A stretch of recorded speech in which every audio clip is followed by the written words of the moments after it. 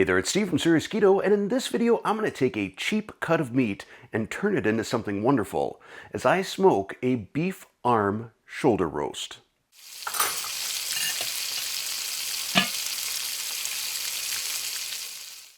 The price of meat is getting way out of hand lately, so I find myself increasingly looking for whatever's on sale or whatever's cheap. And recently, at my grocery store, I saw this particular cut, a beef arm shoulder roast for just $5.50 a pound. A beef arm shoulder roast and a chuck roast are pretty similar. They actually come from a place very close to one another on the cow, which is the shoulder. The chuck roast is closer to the neck, whereas the shoulder roast is a little bit further down. They are similar enough, though, that if you can't find one, you can substitute the other in pretty much any recipe. Originally, my plan for this cut of meat was to do some sort of like a red wine and mushroom braise, but I figured given that it's summer and it's pretty hot where a lot of people live, not so much me in Wisconsin, but for a lot of you, that you probably didn't want to have your oven running for 3.5 hours. And so I decided that I would use my pellet grill and smoke this shoulder roast similar to a brisket. And my brisket method I took directly from Mad Scientist Barbecue. He has a great channel. If you love smoking, if you love barbecue, I will link to that down in the description below. The thing that I do with the roast, though, that is different from the brisket is I do dry brine it with some salt. And we're going to start that right now. I'll start by salting one side of the steak with coarse kosher salt. I don't want to get it really drowning in it, just a nice covering like this. And then this is going to go into the fridge for 2 hours. After 2 hours, you can see the salt has all absorbed into the steak. Any moisture it pulled out has gone back into the roast.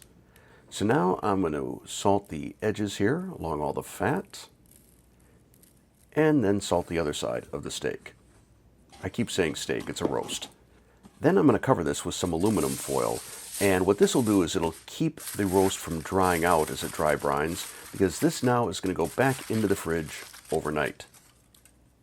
The next morning I hit this with my brisket rub, which is 1 part coarse ground black pepper, 1 part coarse kosher salt, and 1 part of my Keto barbecue rub, which I will link to in the end card. I'm going to make sure I coat this nicely on all sides and edges, rubbing it in. Looking very nice. So now this is going to go into my pellet grill, preheated to 225 degrees. I'm going to put in a temperature probe, that way I can monitor the doneness of this all. And this is probably going to go for about 3 to 4 hours until I hit the stall. Once I get over 140, I start spritzing it. And instead of using apple cider vinegar or juice, which is what I normally do on pork, I'm going to spritz this with some beef broth. And I'm going to do this probably every half hour, again, until I hit the stall, which I'll talk about momentarily.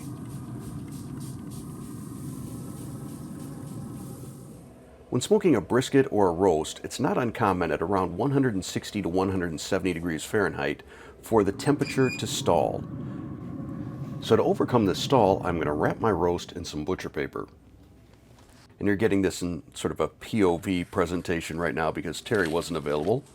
And then, like Mad Scientist Barbecue, I'm using some Wagyu tallow here. I'm going to spread some on the parchment paper, some on the roast. Then I'll slide the roast onto that tallow and roll this up sort of like a burrito.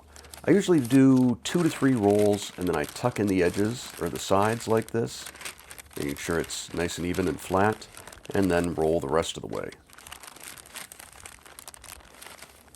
I'll reinsert my temperature probe, and then this is going to go back into the smoker until it gets somewhere between 200 and 205 degrees Fahrenheit. By wrapping the roast in the butcher paper, not only do I accelerate the cooking time, but I can do so without drying out the meat. The neat thing about butcher paper is it keeps the meat moist, but at the same time lets it breathe a little bit, as opposed to wrapping it in foil. If you wrap it in foil, you don't get quite as nice of that bark around the outside. After about 2 more hours cooking in the butcher paper, my roast has hit 203 degrees, so right in that sweet spot that I'm looking for. So I'm going to remove the probe, remove the roast, and then I'm going to wrap this in a beach towel, similar to how I wrapped it in the butcher paper. And then this is going to go into a cooler. This serves two purposes. One, I get a little bit more carryover cooking, and two, this will stay warm for a solid 2 to 3 hours in the cooler or until it's time for dinner. Once we're ready for dinner, I'm going to unwrap this. Here's the big reveal. Look at this and try not to drool. Oh, that looks good. So I slice it. Check out this smoke penetration. Very nice. Nice pink ring around the edge there. So I think I better have a taste.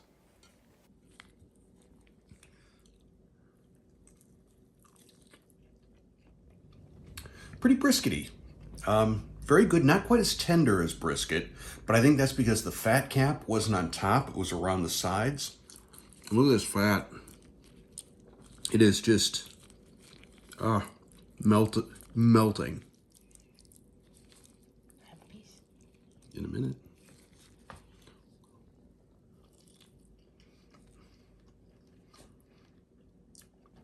Yeah, that fat is just, it's spreadable. Courtney, taste test. This is a fatty piece. Okay.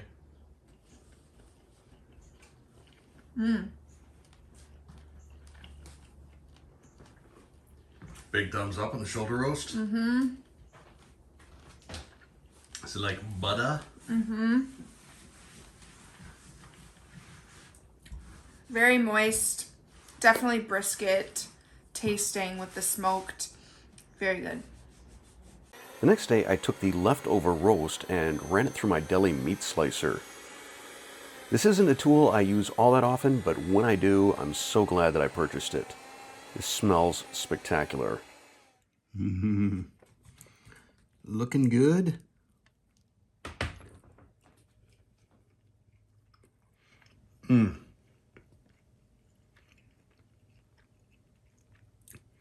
Wow. I'm not sure exactly what I'd compare that to other than just awesome. Over the past week and a half, I have actually cooked 4 of these shoulder roasts. 2 of them I smoked, both times, turned out wonderfully, and the other 2 I cooked sous vide for almost 40 hours and then seared them on cast iron, and oh my gosh, they were so good. The texture was almost like prime rib, so that may be a future video. Still, I am just thrilled with how this turned out on the smoker. If you've ever thought about doing a brisket and then decided not to because the time commitment or the size, this, the shoulder roast or a chuck roast, is a great substitute. That is going to be it for this video though. If you enjoyed it, please click that like button. If you're not a subscriber already, tap that subscribe button, then hit the bell to turn on all notifications. And over here on the side, I will include my barbecue rub recipe and probably some other grilling recipe right down there. That's it for this video though. Thanks for watching.